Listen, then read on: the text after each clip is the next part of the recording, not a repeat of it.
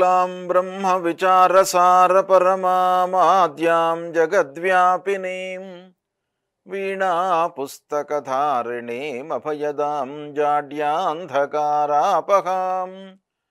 हस्ते स्फाटिकमालिकां विदधतीं पद्मासने संस्थितां वन्दे तां परमेश्वरीं भगवतीं बुद्धिप्रदां शारदां। श्री महागणाधिपतये नमः। श्री महासरस्वत्यै नमः।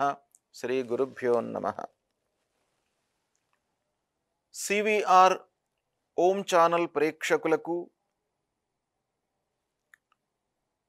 ఈ సందర్భంగా బతుకమ్మ పండుగ యొక్క అధిష్టాన దేవత అయినటువంటి మహాగౌరీదేవి యొక్క అనుగ్రహం అందరికి కూడాను కలగాలని చెప్పేసి ఆ అమ్మవారిని ప్రార్థిస్తూ ప్రకృతి మనకు అందించినటువంటి అన్ని వస్తువులను కూడాను అమ్మవారికి సమర్పిస్తూ పాటలతో నృత్యాలతో అన్నిటితో కూడాను మనం చేసేటువంటి ఉత్సవమే ఈ బతుకమ్మ పండుగ. అయితే ఈ బతుకమ్మ పండుగ లోపల ముఖ్యంగా మనము అంతర్లీనంగా ఏముంది, ఈ పండుగను మనము జరుపుకుంటున్నాము, ఈ పండుగలో ఉన్నటువంటి ఆంతర్యం ఏంటి అంటే, మనకు అమ్మ మూలకంగా అంటే మాతృమూర్తి మూలకంగా వచ్చినటువంటి ఈ జన్మను ఆ ప్రకృతి రూపకంగా అమ్మవారు, భగవంతుని రూపంలో అమ్మవారు, వీరు ముగ్గురు కూడాను మనకు ఒక విధమైనటువంటి స్థితిని ఇస్తున్నందుకు ఈ జీవితాన్ని సుఖమయంగా ఉంచాలి అంటే, ఈ జీవితం లోపల ఒక సుఖమయమైనటువంటి అర్థాన్ని ఇవ్వాలి అనేటువంటి ఉద్దేశంతో ప్రార్థిస్తూ జరుపుకునేటువంటి పండుగనే ఈ బతుకమ్మ పండుగ. అయితే ఈ బతుకమ్మ పండుగ లోపల అంతర్లీనమై ఉన్నటువంటి ఈ అర్థము ఉన్నప్పటికీ ఈ బతుకమ్మ పండుగను మనము ప్రతి సంవత్సరం కూడాను సర్వపితృ అమావాస్య అంటే భాద్రపద కృష్ణ అమావాస్యతో ప్రారంభమయ్యి 9 రోజులు ఉత్సాహంగా జరుపుతూ వస్తూ ఉన్నటువంటి ఒక 9 రాత్రులు నవరాత్రులు జరుపుకునేటువంటి ఒక పండుగ బతుకమ్మ పండుగ. అంటే ఈ బతుకమ్మ పండుగ సర్వపితృ అమావాస్యతో ప్రారంభమవుతుంది. దాన్ని బతుకమ్మ పండుగ ప్రారంభ దినము అని అంటాము. మళ్ళీ 2వ రోజు, 3వ రోజు, 4వ రోజు, 5వ రోజు, ఇలా 9 రోజులు మనము నిత్యం కూడాను బతుకమ్మను పువ్వులతో పేర్చి ఆ బతుకమ్మలో అంతర్లీనంగా ఉన్నటువంటి ఆ మహాగౌరీదేవిని పూజించి నైవేద్యము సమర్పించి భక్తి శ్రద్ధలతో పాటలు పాడుతూ నృత్యాన్ని ప్రదర్శిస్తూ అమ్మవారికి చేసేటువంటి ఆ పూజా విధానమే ఈ బతుకమ్మ పండుగ లోపల అంతర్లీనంగా ఉన్నటువంటి విధానము. అయితే ఈ బతుకమ్మ పండుగలో ముఖ్యంగా ఈ బతుకమ్మ పూజ అన్ని దేవతల పూజల కంటే విభిన్నంగా ఉంటుంది. ఏంటంటే, ప్రతి దేవతను మనము పూజించే సమయం లోపల షోడశోపచార పూజ 16 రకాలుగా ఉపచారాలు చేస్తూ మనము ఆ భగవంతుణ్ణి, ఆ భగవతిని పూజించడం జరుగుతుంది. ఇక్కడ ఈ బతుకమ్మ పండుగలో ముఖ్యంగా మనకేంటంటే, ఇవన్నీ మంత్రాలు పూజలు ఇవన్నీ కూడా ఉండవు. ఇక్కడ మనకు ప్రకృతి ప్రసాదించినటువంటివే అమ్మవారికి సమర్పించి మనకు అమ్మవారికి సంబంధించినటువంటి కళలను ప్రదర్శిస్తూ భక్తి ప్రపత్తులతో చేసేటువంటి పూజా విధానం ఈ బతుకమ్మ పండుగ లోపల మనకు అంతర్లీనంగా ఉంది. అయితే ముఖ్యంగా ఈ బతుకమ్మ పండుగ లోపల అంటే ఈ ఋతువు ఈ సమయం లోపల అంటే ఈ భాద్రపద అమావాస్య నాడు ప్రారంభమవుతుంది బతుకమ్మ పండుగ. ఇది ఇలా 9 రోజుల పాటు జరుగుతూ ఉంటుంది. అయితే ఇక్కడ ఒక ప్రత్యేకత ఏంటంటే, ఈ సమయంలో అంటే ఈ శరదృతువు అమావాస్య తెల్లవారితే మనకు ఆశ్వీజ మాసం ప్రారంభమవుతుంది. శరత్కాలము, శరదృతువు అమ్మవారికి సంబంధించినటువంటి నవరాత్రులు కూడాను ఇందులో మనకు ఇమిడి ఉన్నాయి. అంటే బతుకమ్మ పండుగలో 9 రోజులు జరుపుకునేటువంటి ఈ రోజులలోనే దుర్గామాతకు సంబంధించినటువంటి 9 రూపాలు కూడాను ఇందులో మనకు ఇమిడి ఉన్నాయి. అంటే అంతర్గతంగా బతుకమ్మ పండుగ, దుర్గా నవరాత్రులు సమాంతరంగా మనకు జరుగుతూ ఉంటాయి. అయితే ఈ బతుకమ్మ పండుగ లోపల ఈ ఋతువులో మనకు ఉద్భవించేటువంటి దొరికేటువంటి పూలతో అమ్మవారిని మనం పేరుస్తాం. అమ్మవారిని మనం ఏ విధంగా పూజిస్తాము ఈ బతుకమ్మను అనంటే, ఈ కాలంలో అంటే ఈ ఋతువు లోపల ఈ సమయంలో మనకు ఏవైతే పూలు అందుబాటులో ఉంటాయో, పూలు పూచుతాయో, ఆ పువ్వులతో మనము అమ్మవారిని ఒక గోపురంగా అంటే 7 అంతస్తులు 7 మెట్లతో ఒక గోపురాన్ని నిర్మించి, గోపుర రూపంలో ఆ బతుకమ్మను నిర్మించి, అందులో మనము మహాగౌరీదేవిని పెట్టి పసుపు గౌరమ్మను ఉంచి లోపల దానికి మనకు నైవేద్యాలు అంటే ఈ ఋతుకాలోద్భవంలో అంటే ఈ ఋతువులో ఈ కాలంలో ఏవైతే పంటలు పండుతాయో ఆ పంటలతో సంబంధించినటువంటి నైవేద్యాలను తయారు చేసి అమ్మవారికి సమర్పించి, ఈ ఋతువుకు ఈ కాలానికి సంబంధించినటువంటి పాటలు పాడుతూ నృత్యాన్ని ప్రదర్శిస్తూ మనం చేస్తూ ఉన్నటువంటి విధానమే బతుకమ్మ పండుగలో ఉన్నటువంటి పూజ. అయితే ముఖ్యంగా ఇక్కడ మనకు బతుకమ్మలో ఉపయోగించేటువంటి పూలు అంటే ఈ కాలంలో మనకు ఈ ఋతువు లోపల దొరికేటువంటి పూలు ఏంటంటే గుమ్మడి పువ్వు, చామంతి పూలు, తంగెడి పూలు, తర్వాత బంతి పూలు, ఎంగిలి పూలు, ఇలా ఈ పువ్వులు మనకు ప్రధానంగా ఈ ఋతువు లోపల మనకు దొరుకుతాయి. వాటిని ప్రకృతి ప్రసాదించినటువంటి ఆ పుష్పాలతో మనము అమ్మవారిని తయారు చేస్తాం. తయారు చేసి వాటిని పూజించడం జరుగుతుంది. ఇది ఒక రకంగా మనము ఏమని చెప్పుకోవచ్చు అనంటే, ఈ బతుకమ్మ పండుగ అనేటువంటిది ప్రకృతి రూపంలో ఉన్నటువంటి ఆ అమ్మవారిని పూజించడము. అంటే అమ్మవారు ఆ మహాగౌరీదేవి సృష్టి, స్థితి, లయ ఈ 3 కారణాలు అంటే ఈ మూడింటికి కూడాను కారణభూతమైనటువంటి అమ్మవారు. అంటే ప్రకృతి అంతా కూడాను భగవంతుని యొక్క మయమే, అమ్మవారి యొక్క మయమే.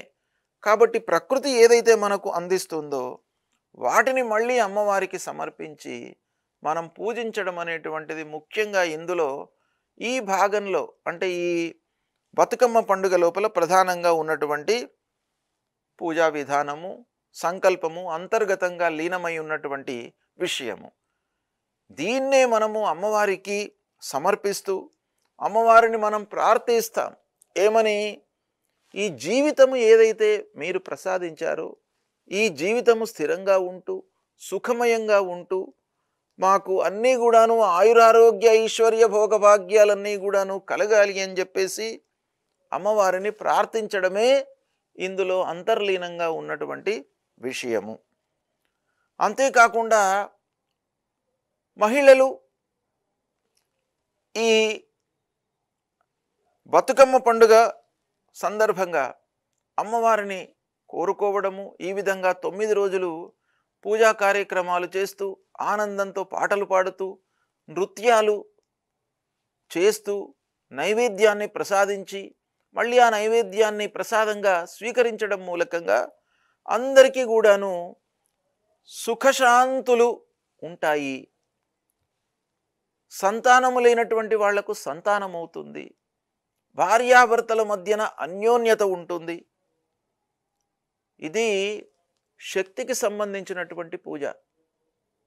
బతుకమ్మ అనంటే అమ్మవారు, అమ్మవారు అనంటే శివుడి యొక్క అర్ధాంగి. కాబట్టి ఆ శివపార్వతులను పూజించడం మూలకంగా, అమ్మవారిని పూజించడం మూలకంగా భార్యాభర్తల మధ్యన అన్యోన్యత కలుగుతుంది. ఆరోగ్యకరమైనటువంటి జీవితం కొనసాగుతుంది. ఆయురారోగ్యాలు ఉంటాయి, ఉండాలి అనేటువంటి ప్రార్థనతో చేసేటువంటి కార్యక్రమమే ఈ బతుకమ్మ పండుగ. అయితే మీకు సూక్ష్మంగా ఈ 9 రోజులు ఎలాంటి పేర్లతో బతుకమ్మను పిలుచుకుంటాము మనము, ఎలాంటి పేర్లు ఉపయోగించి ఆ బతుకమ్మను పూజిస్తాము అనేటువంటి విషయం మీకు ముందుగా చెప్తాను. ఈ పండుగను 9 రోజులు మనము జరుపుకుంటాం. అంటే 9 రాత్రులు జరుపుకుంటాం. అయితే ఇందులో మొదటి రోజు బతుకమ్మను ఎంగిలి పూల బతుకమ్మ అనే పేరుతో మనము పిలుస్తూ ఆ బతుకమ్మకు పూజాది కార్యక్రమాలు, ప్రసాదాలు, పాటలు పాడుతూ, నృత్య ప్రదర్శన చేస్తూ, నైవేద్యాన్ని సమర్పిస్తూ ఉత్సాహంగా చేసుకుంటాం. ఇది మొదటి రోజు మనము చేసుకునేటువంటి బతుకమ్మ యొక్క పేరు.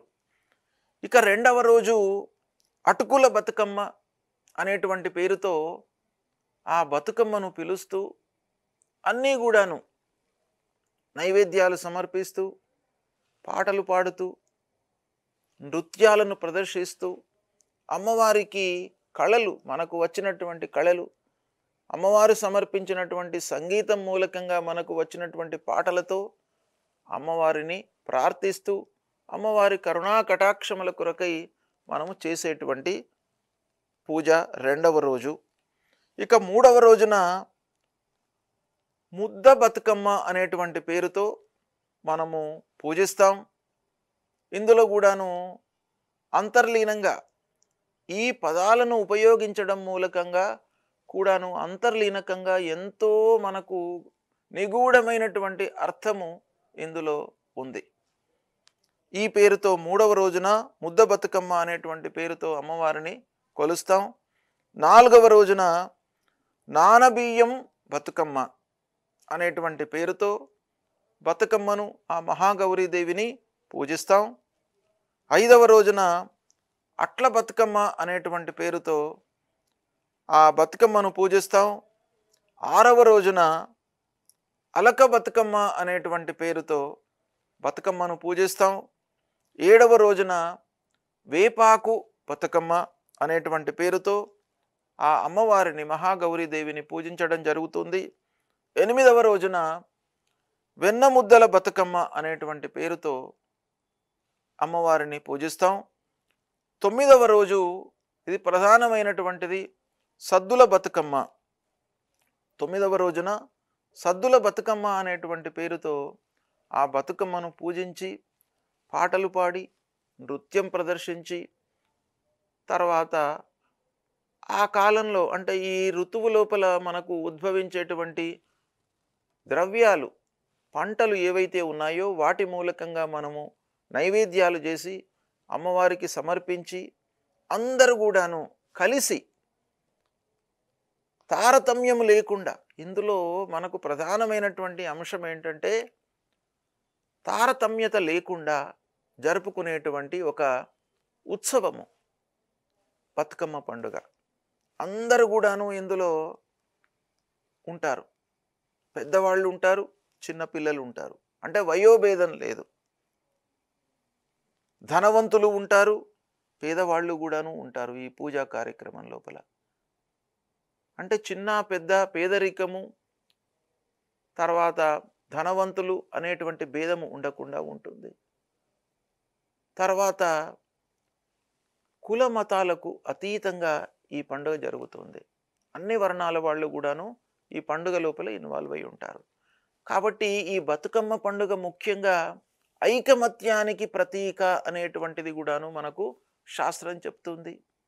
లోకం సుభిక్షంగా ఉండాలి అనంటే ఈ ప్రపంచంలో ఉన్నటువంటి మానవాళి అందరూ కూడాను ముందుగా కలిసిమెలిసి ఉండాలి.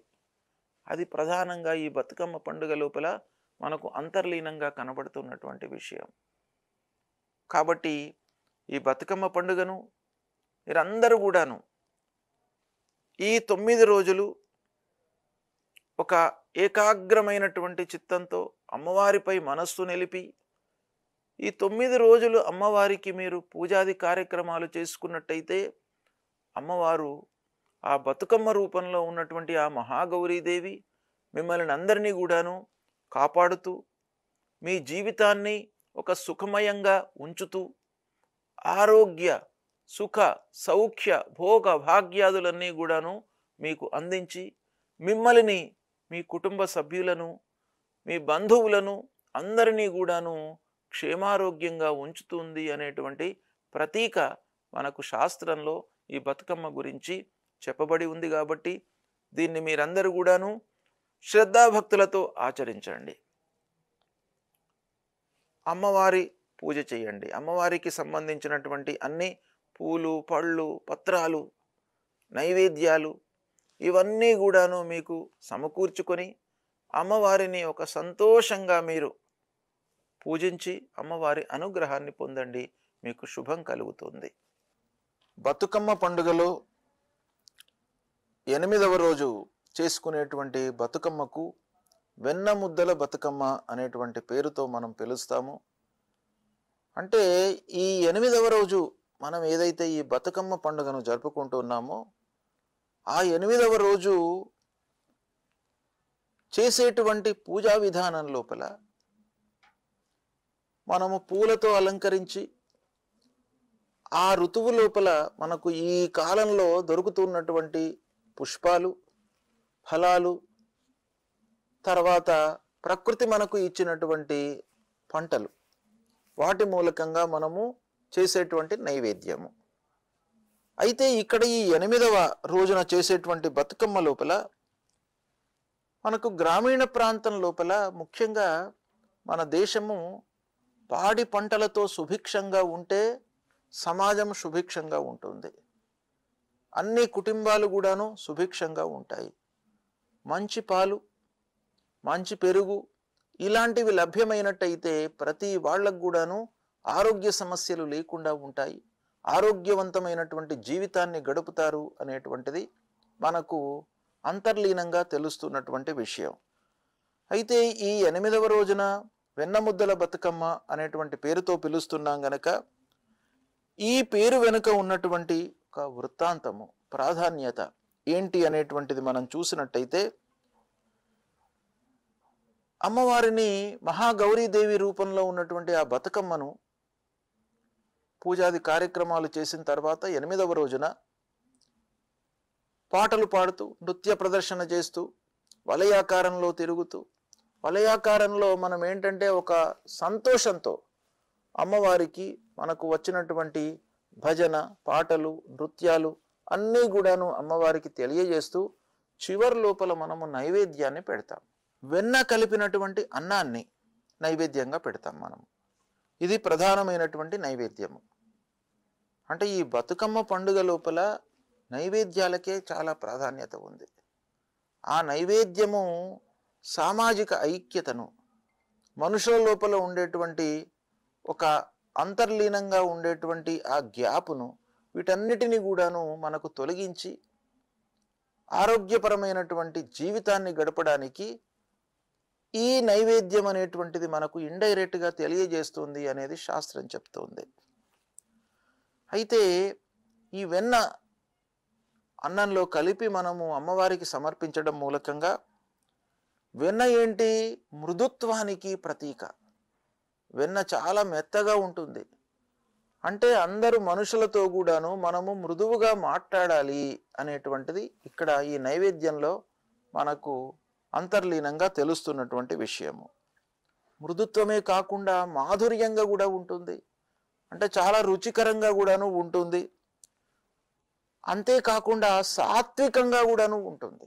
ఈ మూడు ప్రధానంగా ఈ వెన్న కలిపినటువంటి అన్నం లోపల ఉన్నటువంటి లక్షణాలు. ఒకటి మృదుత్వము, మాధుర్యము, సాత్వికత్వము. ఈ మూడు కూడాను కలిసి ఉండడం మూలకంగా జీవితం కూడాను మనకు ఇలానే జరగాలి అనేటువంటిది ఆ అమ్మవారిని మనము పూజించడము, అమ్మవారిని వేడుకోవడం మూలకంగా మనకు తెలుస్తున్నటువంటి విషయాలు. అంతేకాకుండా మనం ఆరోగ్యపరంగా మనం చూసినట్టయితే ఈ బతుకమ్మ లోపల మూడు ప్రధానమైనటువంటి విషయాలు ఇమిడి ఉన్నాయి. సామాజిక పరంగా, ఆరోగ్యపరంగా, దైవికంగా, ఈ మూడు. కాబట్టి ఇప్పుడు సామాజిక పరంగా మనము చూసినట్టయితే ఈ సాత్వికంగా ఉన్నటువంటి దాని మూలకంగా మన లోపల సాత్వికమైనటువంటి లక్షణాలు రావడము, మృదు మధురంగా అందరితో మాట్లాడడము, ఇలాంటి లక్షణాలు రావాలి అని చెప్పేసి మనము అమ్మవారిని కోరుకుంటాం. ఇక ఆరోగ్యపరంగా మనం చూసినట్టయితే ఈ వెన్న అనేటువంటిది శరీరానికి, మానవ శరీరానికి ఒక పోషకాన్ని అందిస్తుంది. కాబట్టి పోషక ఆహారం అన్నమాట ఇది. అలాగే మన లోపల సానుభూతి, దయ, ప్రేమ, మనసుకు పోషణ ఇవన్నీ కూడాను ఈ నైవేద్యం మూలకంగా మనకు అంతర్లీనంగా లభిస్తాయి అనేటువంటి విషయం మనకు తెలుస్తుంది. అయితే ఇందులో ఈ 8వ రోజున చేసినటువంటి బతుకమ్మ లోపల పూలతో అలంకరించిన తర్వాత పాటలు పాడుతూ నృత్యాలు చేస్తూ నైవేద్యం పెట్టి వెన్న ముద్ద రూపంలో, అంటే వెన్న ముద్ద అనంటే వెన్న కలిపినటువంటి అన్నము, తర్వాత అందులో కొంత బెల్లము, ఇవి కలిపి ఒక ముద్దగా తయారు చేసి అమ్మవారికి సమర్పిస్తాం. అంటే ఈ ముద్దల తర్వాత మనకి ఏం తెలుస్తుంది? కుటుంబ సభ్యులు, స్నేహితులు అందరూ కూడాను మళ్ళీ పంచుకొని వితరణ, ఈ ప్రసాదాన్ని అందరూ కూడాను తీసుకుంటారు. అయితే ఇందులో మనకు ప్రధానంగా కనబడేటువంటి విషయం ఏంటంటే 8వ రోజు ఈ వెన్న ముద్దల బతుకమ్మ మూలకంగా ఈ నైవేద్యము పోషణకు సంకేతము. అంటే శరీరానికి కావలసినటువంటి శక్తి మనకు ఈ వెన్న ద్వారా వస్తుంది. వెన్న శరీరానికి పోషణను ఇస్తుంది. అలాగే ప్రేమ, సమానత్వము, సానుభూతి, జీవనానికి కావలసినటువంటి పోషణను కూడాను మనకు ఇస్తుంది అనేటువంటి విషయం తెలుస్తుంది. సాత్వికమైనటువంటి జీవితం కూడాను ఉండాలి అనేటువంటి విషయం. వెన్న సాత్వికమైనటువంటి ఆహారం.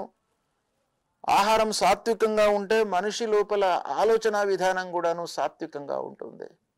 ఎదుటి వాళ్లను హర్ట్ చేసేటువంటి లక్షణాలు ఉండవు. తర్వాత వేరే వాళ్లను ఇబ్బంది పెట్టేటువంటి లక్షణాలు ఉండవు. ఇది సమాజానికి, దేశానికి కావలసినటువంటిది గనక అది ఈ వెన్న ద్వారా వస్తుంది. వెన్న కలిపినటువంటి అన్నం ద్వారా మనకు ఇండైరెక్ట్గా అమ్మవారికి మనం సమర్పిస్తున్నాము అని అంటే మన మనసు లోపల ఇలాంటి భావన ఉంది అనేటువంటిది విషయం మనకి ఇక్కడ తెలుస్తుంది. అంతేకాకుండా ఈ ప్రసాదాలను అందరూ కలిసి తీసుకోవడం మూలకంగా సమానత్వం అనేటువంటిది, ఐక్యతాభావం అనేటువంటిది కూడాను ఇందులో అంతర్లీనంగా మనకు కనబడుతుంది. అంతేకాకుండా ప్రకృతి, అంటే మనకి ఇవన్నీ కూడాను ప్రకృతి మనకు అందించింది. కాబట్టి ఆ భూమాతకు, ఆ పంచభూతాలకు మనం కృతజ్ఞతాపూర్వకంగా మనము నమస్కారం చేసుకొని మళ్ళీ కోరుకోవడం అనేటువంటిది కూడాను జరుగుతుంది. అంటే ఇందులో పాలు, వెన్న వంటి పదార్థాలు ఇమిడి ఉన్నాయి. కాబట్టి దీనికి ఆధారం ఏంటి? మూలాధారము పశువులు. అంటే పశువులు పాడి పంటలతో సమృద్ధిగా ఉండాలి అనేటువంటి విషయాన్ని మనం ప్రకృతి రూపంలో ఉన్నటువంటి ఆ భూమాతను, ఆ బతుకమ్మను మనం వేడుకుంటామన్నమాట. అంటే అంతర్లీనంగా మనము ఇవన్నీ కూడాను వేడుకోవడము, తద్వారా దానికి సంబంధించినటువంటి ఆ నైవేద్యాన్ని సమర్పించడం అనేటువంటిది జరుగుతుంది. కాబట్టి ఈ 8వ రోజు చేసేటువంటి ఈ వెన్న ముద్దల బతుకమ్మ లోపల మనకు పూజాది కార్యక్రమాలు చేసిన తర్వాత అమ్మవారిని చివరి లోపల నైవేద్యము సమర్పించి ఆ నైవేద్యాన్ని ప్రసాదంగా మనము స్వీకరించి అందరూ కూడాను సమానత్వంతో, చిన్న పెద్ద భేదం లేకుండా, కులమతాలు భేదం లేకుండా, వర్ణాలు అతీతంగా, ధనిక భేద అనేటువంటి భేదం లేకుండా అందరూ కలిసి మనము చేసుకునేటువంటి పండుగ. దాని తర్వాత అమ్మవారిని మనము కోరుకుంటాం, వేడుకుంటాం. ఏమని అనంటే అందరికి కూడాను సౌభ్రాతృత్వం కలగాలి, ఆరోగ్యంగా ఉండాలి, పశు సంవర్ధన ఉండాలి, పంటల సమృద్ధి ఉండాలి అనేటువంటి ఒక ప్రార్థనతో మనం అమ్మవారిని కోరుకుంటాము. కనుక ఈ విధంగా చేసినట్టయితే అమ్మవారు ఆ భూమాత రూపంలో ఉన్నటువంటి ఈ బతుకమ్మ అనంటే మళ్ళీ మీకు నేనేం చెప్తున్నాను? బతుకు అనంటే జీవితం, జీవితాన్ని ప్రసాదించేటువంటి అమ్మ. కాబట్టి ఆ అమ్మవారు మనము కోరుకోవడం మూలకంగానే మనను అనుగ్రహిస్తుంది. అమ్మ మనను అనుగ్రహం ఇస్తుంది, కానీ మనం అడగాలి. అడిగితే ఇమ్మీడియట్గా మిమ్మల్ని అనుగ్రహిస్తుంది అన్నమాట ఈ బతుకమ్మ. కాబట్టి 8వ రోజు చేసేటువంటి ఈ పూజా మూలకంగా మిమ్మల్ని అనుగ్రహిస్తుంది. ఆచరించండి, తప్పకుండా మీకు క్షేమం జరుగుతుంది. స్వస్తి.